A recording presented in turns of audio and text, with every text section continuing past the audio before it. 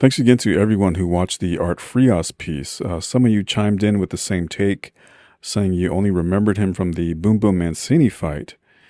And yeah, that's how it goes sometimes. In the fight game, some guys don't get remembered for who they were. They get remembered for who they stood across from. Some fighters are simply chapters in someone else's highlight reel. But when I went back and watched Frias's footage, what stood out was just how relentless he was. All gas, no brakes, blur of offense, not built for longevity, not wired to pace himself. He was the kind of guy who went full speed into a wall, then tried to punch through it. Now, what stuck with me, though, wasn't the Mancini fight. It was his last one with Bobby Chacon. A reminder that in boxing, age is relative. Frias was just 29 going into that fight. Chacon was 33, but they were both way past their primes. In some sequences, they looked like they're fighting underwater. But the fight still had something poignant about it. Two former champions still swinging like the clock hadn't run out. Nothing left to prove, but everything left to fight for. And Frias didn't just burn out, he burned fast. He beats Claude Noel, wins the title, and in the following month, he's defending it against Ernesto Espana, a guy who had already beaten him. Less than 4 months after that, he's in with Mancini, and 2 months after that, he's fighting Ruben Munoz, a KO artist on the rise. That kind of breakneck schedule doesn't happen today. Fighters now take a year between bouts and still get called active. At the same token, at 29, most fighters today still have plenty of left in the tank. But by that age, Frias was already spent. So, yeah, he was a fighter that came from a different time. Meanwhile, still catching heat on the Tommy Morrison video. Some fighters just attract the trolls. They're lightning rods.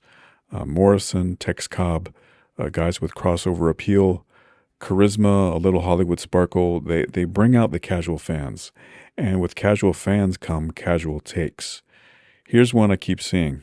Morrison only fought old guys. Yes, early in his career, he was guilty of feasting on guys like Quick Tillis and Pinklon Thomas. And yes, those guys were past their expiration dates, no debate there.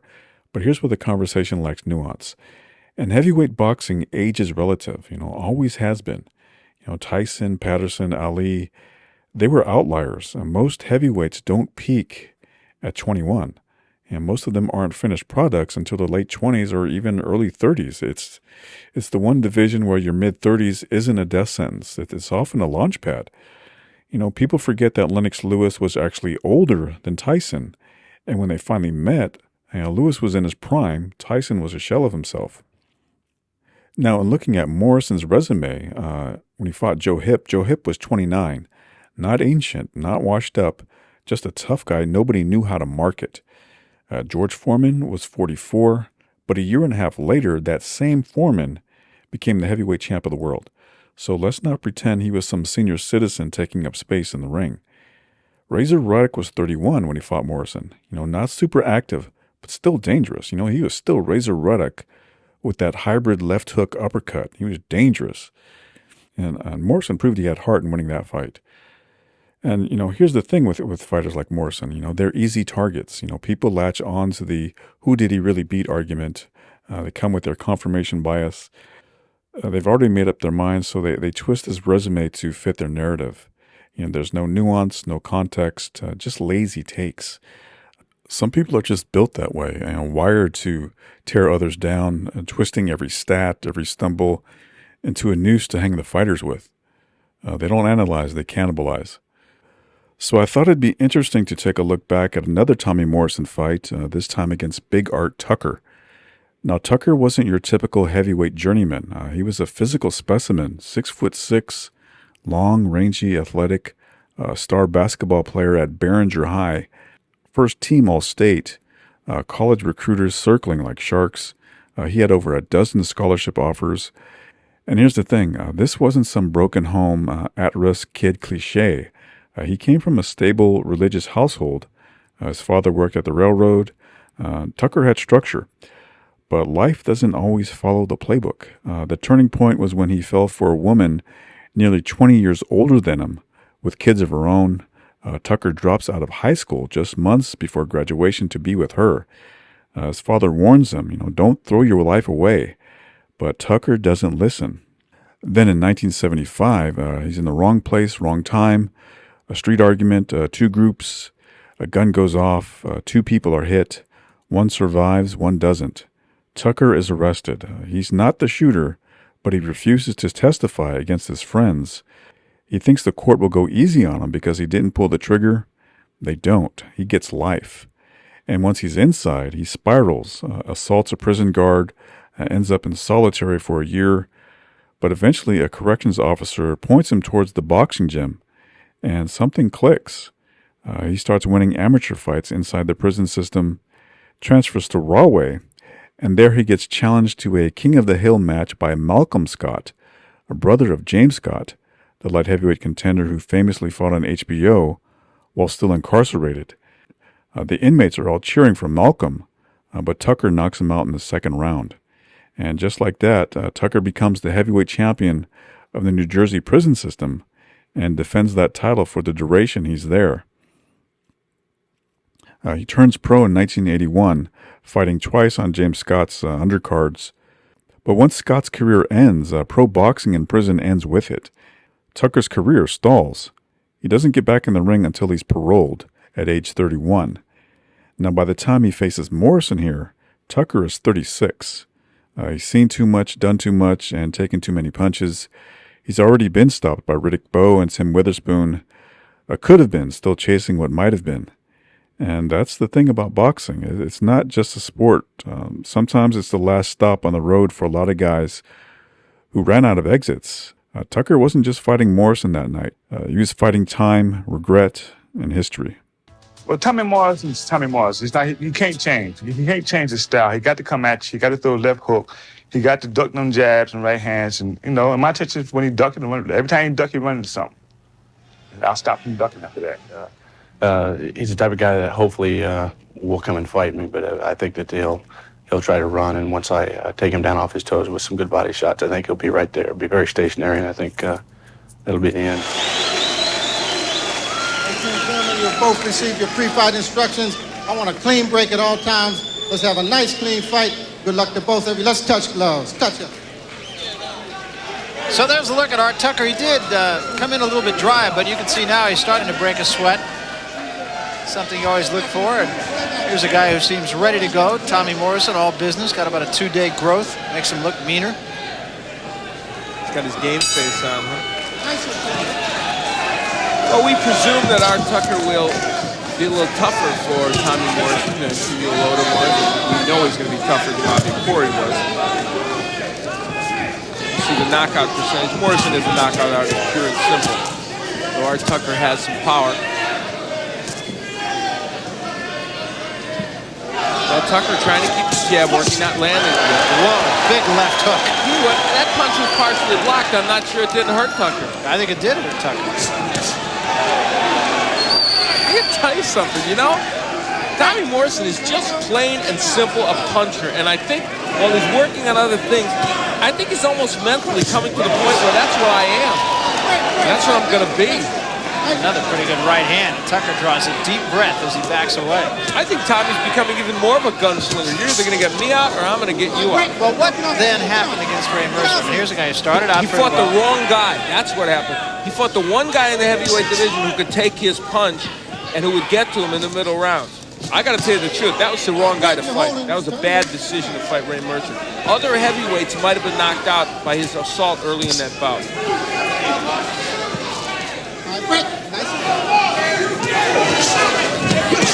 Here's the uppercut by Tucker. It landed not dramatically, but it's a punch he's going to want to use. See, look when Morrison jabs his way in, though. Just those two little pity-pat jabs allowed that right hand to the body to land. Tucker suddenly has a lot of respect for the power of Tommy Morrison. One thing, though, so far, Morrison hasn't been that busy on the inside once he gets there. Well, we're only in the first round. Tucker's landing a few shots here and there. Watch your head, Tommy. What a left hand. Right on the money. That's a good move, though. Tucker was in a situation he really could have gotten hurt. And are they going to call on a knockdown? I don't know. Slip. No.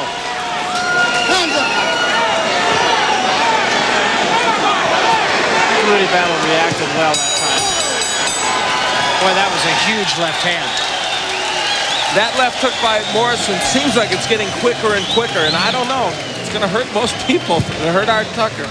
Hurt me. Just watch it. Relax. Relax. Slow breathing. Slow breathing. Okay, now. All right. Now, don't blow your nose. You got a little pressure. Okay. Listen to what I'm saying now. Breathe deep and slow. We're not going to the body enough. We're not using our jab enough. Here's Tommy Morrison landing the left hook against Art Tucker, hurting him with the punch. Take a step away to look for punching him. An excellent move by Morrison. And here he is again. Here's the hook. Well, you leave your right hand down against Tommy Morrison, you're going to get hit with the hook. And if you get hit with the hook, you're going to get hurt. Good, sharp twos, okay? Keep your hands up on the brakes. Okay. Stay back in the corner, Danny. Stay back. Stay back. So we are just about set to start the second round. And you can hear Tommy Forgets telling him, go to the body more. They want more body work from Morrison. And to work the jab more. Tommy, you were talking about going to the body. Tom Forgets is on with us right now. And Tommy, you're talking about getting a little more to the body from Tommy Morrison and also using the jab a little bit more. But you certainly have to be pleased at what your man did in the first 3 minutes. Well, he slipped a couple of good punches and then come inside, but he hasn't. He's getting tied up too quick because he's getting inside, then trying to throw. He's got to throw a little bit earlier. Tommy, should he be doubling with the hook to the body and the head? Yes, absolutely. Absolutely. That's going to happen. That's going to happen as he slows Tucker down a little bit. We're a little concerned about the right hand, so he's being a little conservative to that side until he slows him down a little bit. Well, there's a left hand, and that puts Tucker down on his hands at least. He never did go all the way down. Tommy, we'll let you go back to work. Tommy, use your 7.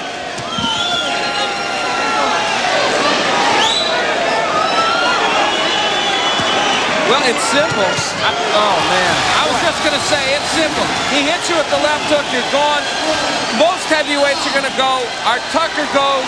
You either get him first or he gets you.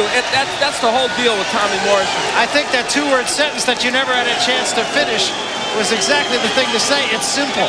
Yeah, it is. Boy, was that a shot. Now, let's put it in perspective. Riddick Bowe knocked out Art Tucker in 3 rounds. Tim Witherspoon knocked out Art Tucker in 3 rounds.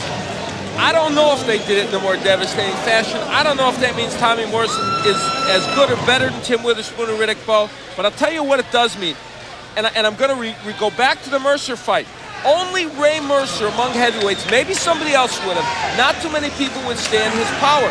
You might hurt him, you might knock Tommy Morrison out, you might cut him, you might do bad things to Tommy Morrison.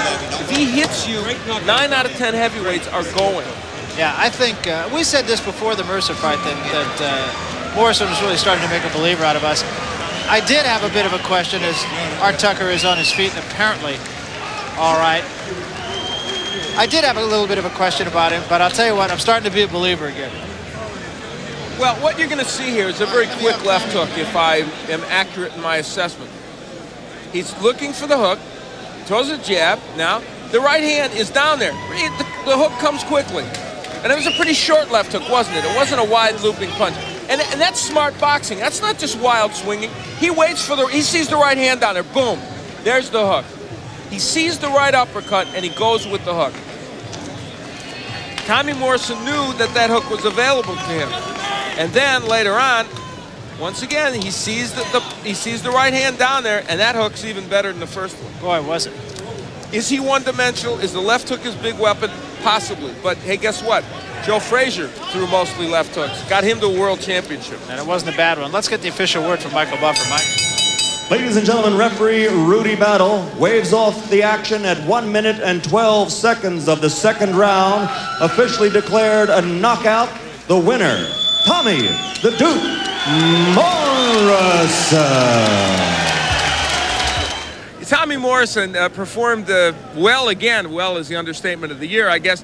You are a gunslinger. You know, you're working on skills. You're trying to jab your way in. You're trying to work to the body and everything. But I swear it's coming down to the fact that if they don't get you, you're going to get them. Well, what we're trying to do is, I think we'll start seeing more of the things that I've improved on once we get some fights. It's going to take us past the 4th, 5th, 6th, 7th round. At this point, it takes a few rounds for me to settle down. I try to come out a little quicker and try to establish a little bit of respect, and I think that we got that done right toward the end of the first round.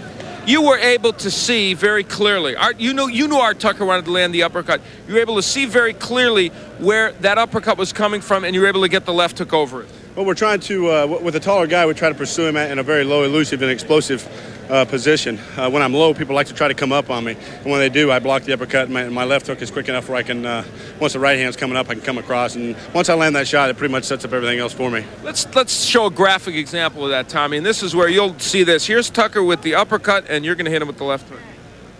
Right there, and right over the top. Boom. That's one of the things that seems to be a very successful thing for me. Although we're trying to develop other parts of our arsenal, our last 3 fights have ended with right hands, and we feel that we're certainly adding some more arsenal to our offense. And as everyone knows, I'm the type of fighter. My best defense is an aggressive offense. Well, that's true. And now, once you do that, now he's got the right hand low, and you're going to come with the hook again.